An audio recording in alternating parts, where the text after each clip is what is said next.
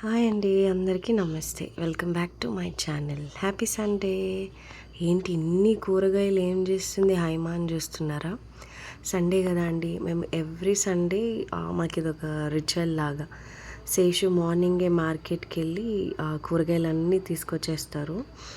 So ఆ రోజే వీక్కి సరిపడా మొత్తం అన్ని కూరగాయలు ఒకే రోజు తెచ్చేసుకుంటే వీక్ అంతా కూడా టెన్షన్ లేకుండా ఉండొచ్చు కదా.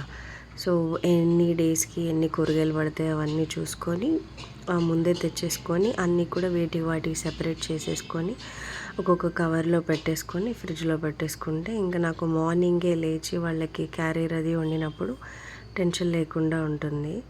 ప్లస్ ఏంటంటే ఎవ్రీ వీక్ కూడా కూరగాయలు తీసుకొచ్చినప్పుడు అవి నెక్స్ట్ వీక్ రిపీట్ అవ్వకుండా మళ్ళీ ఇంకా వేరే కూరగాయలు తినేలాగా అన్ని కూరగాయలు కవర్ చేసేలాగా ట్రై చేస్తాం ఎప్పుడు.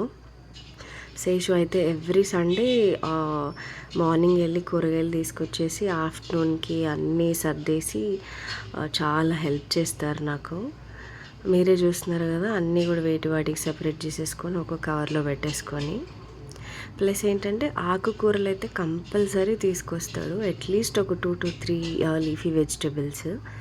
మార్నింగ్ ఏదన్నా రోజు ఒక కర్రీ చేసినా కూడా లీఫీ వెజిటేబుల్ది ఫ్రై కానీ పప్పు కానీ కర్రీ కానీ ఏదో ఒకటి అట్లా చేయడానికి అన్నీ కూడా ముందే కాడలన్నీ కట్ చేసేసుకొని సెపరేట్ చేసి నీట్గా కవర్లో పెట్టేసుకొని ఫ్రిడ్జ్లో పెట్టేసుకుంటే నాకు టెన్షన్ లేకుండా ఉంటుంది అన్నమాట. చూస్తున్నారు కదా ఎంత నీట్గా కట్ చేసేసి అన్నీ కవర్లో సర్దిస్తున్నాడో శేషు. ఇదేంటంటే కరివేపాకు తీసుకొచ్చారంట. కరివేపాకు తీసుకొస్తే అక్కడ వాళ్ళు ఏదో 5 రూపీస్కి ఇవ్వలేదని కామెడీ చేస్తున్నాడు.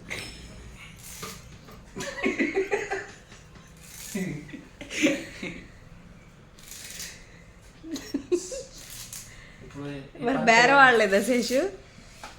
బేర వాడాలిగా, నువ్వు 10 రూపాయలు అడిగితే 10 రూపాయలు చెప్పారు.